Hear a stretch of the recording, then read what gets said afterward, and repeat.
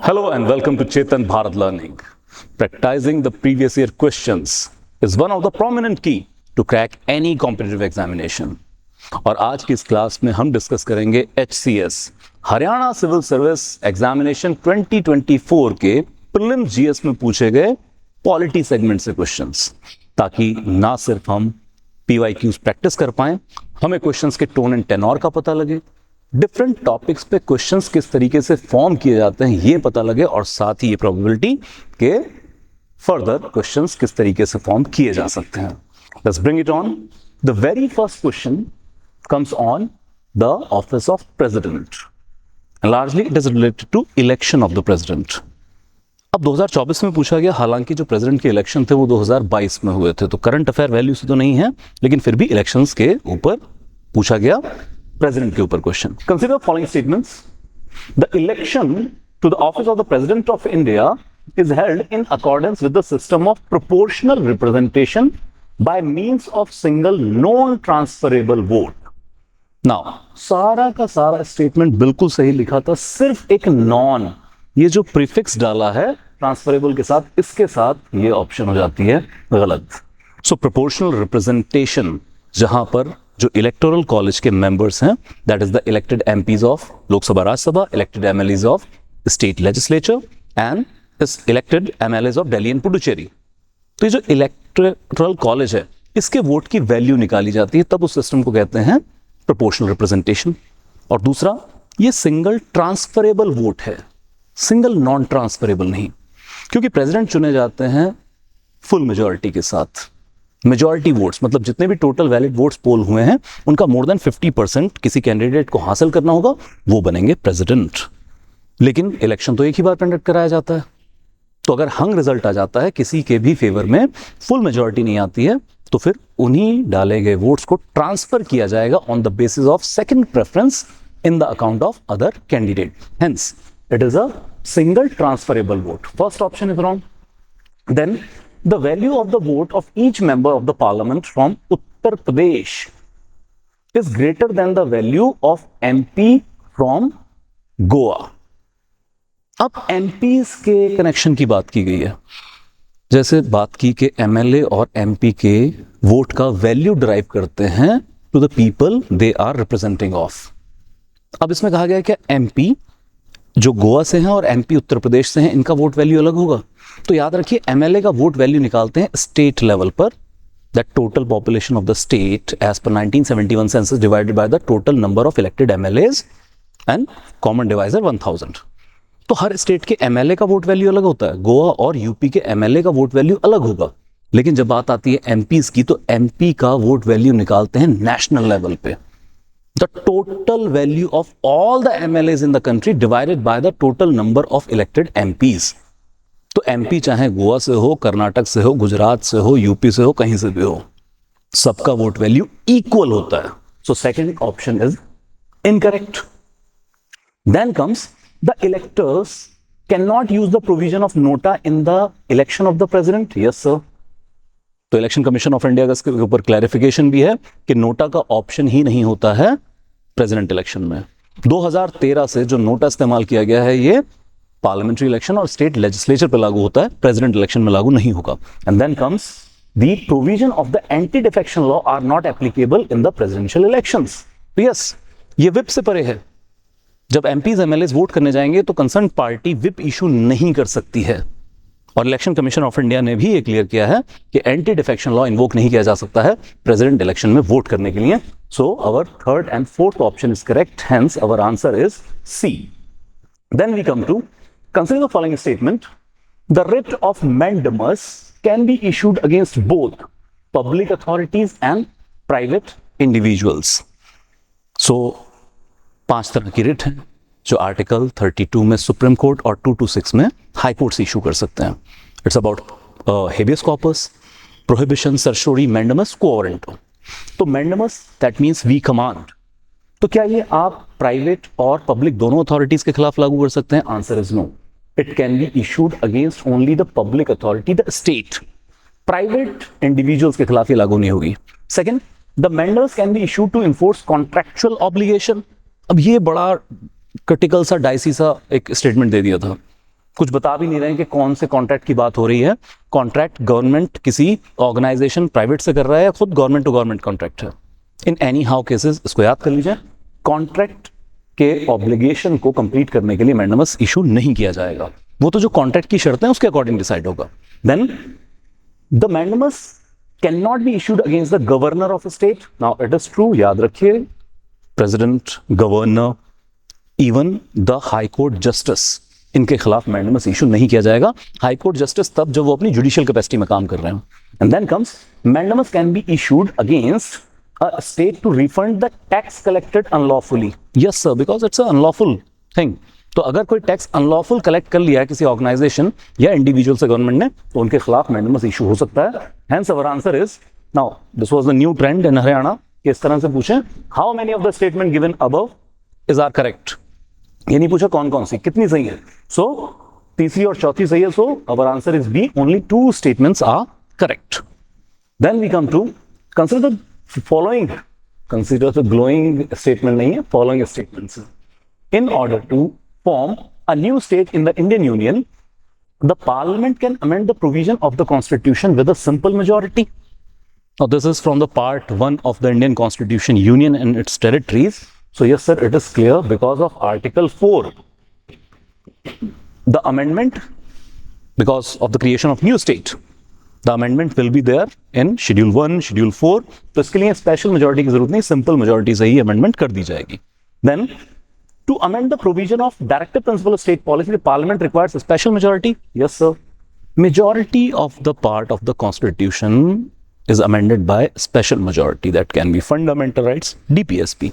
And then comes to amend the Article 368, the Constitution, the Parliament requires a special majority along with the consent of the half of state legislature.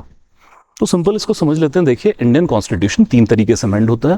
पहला है out of 368, जिसको हम special provision नहीं मानते हैं, तो उसके लिए सिर्फ सिंपल मेजॉरिटी चाहिए। उसका एग्जांपल पहली स्टेटमेंट है। और फिर आर्टिकल 368 में 2 तरह की अमेंडमेंट प्रिस्क्राइब्ड है। एक by special majority in the house of parliament, that is 2/3 present and voting and more than 50% of total strength of the house. लेकिन इसी 368 आर्टिकल का क्लॉज 2 है जो ये कहता है कि जो खासकर फेडरल टाइप की प्रोविजंस हैं, it comes to election to the president, powers of the supreme court, और साथ ही लिस्ट जो शेड्यूल 7 में दी गई हैं, union list, state list, concurrent list. अगर इसमें कुछ चेंज करना है तो आपको हाफ ऑफ द स्टेट से भी सहमति लेनी पड़ेगी। तो special majority in the house of parliament, और जब तक कम से कम 28 में से 14 राज्य हाँ नहीं करते हैं तब तक वो अमेंडमेंट लागू नहीं होगी।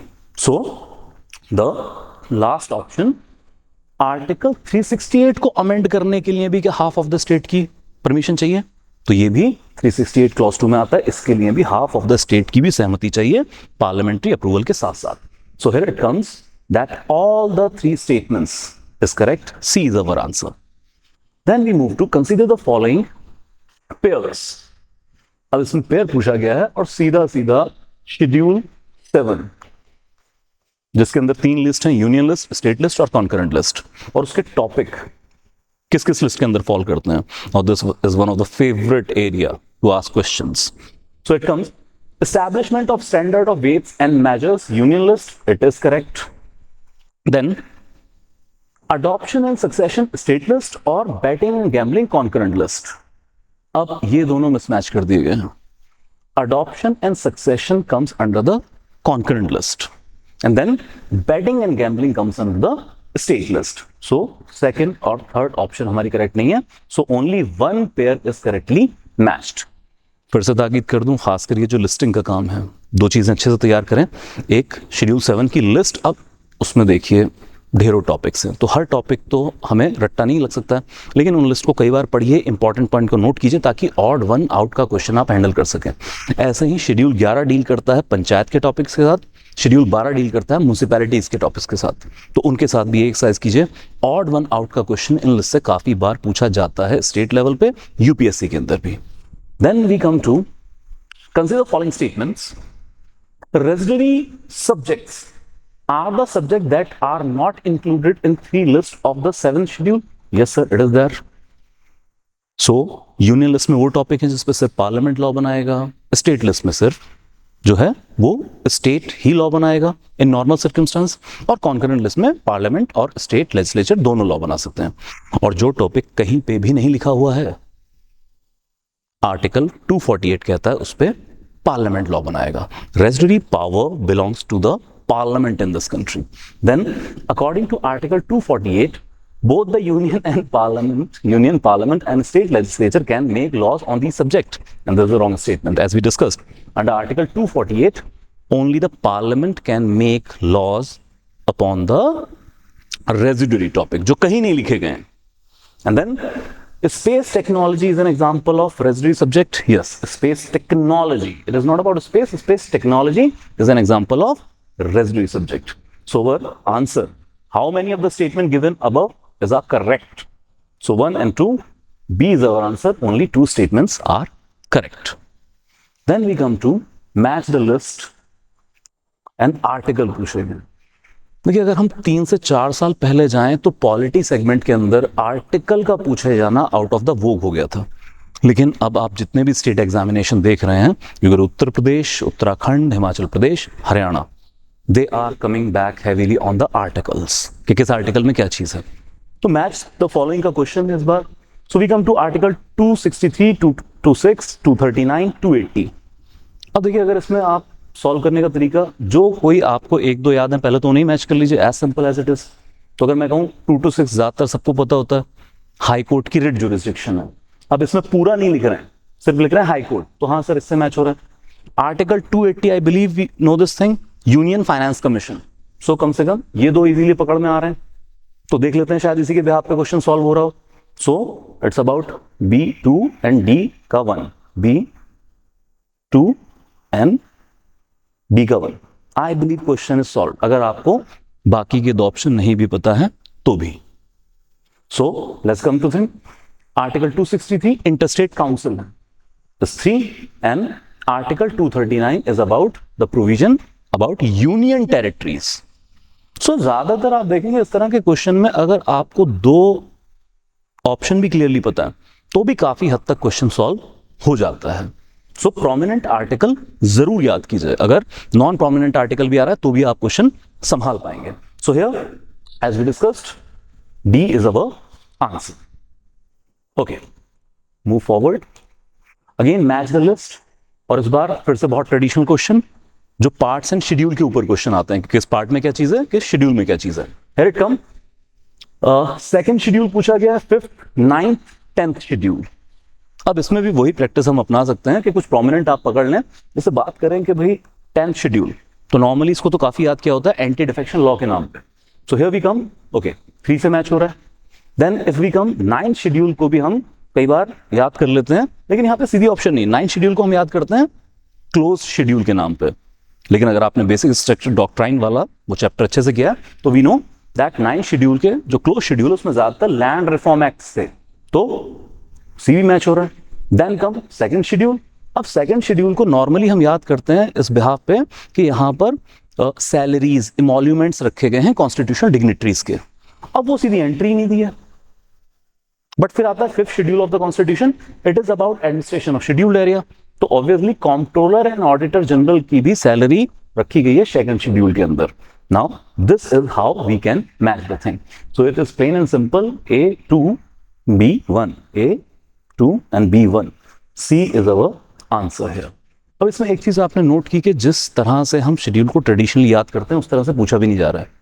लाइक यहाँ पे क्लोज शेड्यूल ना लिख के लैंड रिफॉर्म, तो इशारा कर रहे हैं उस शेड्यूल के कंटेंट की तरफ।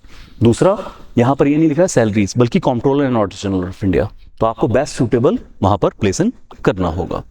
Then we come to consider following statement about the judiciary.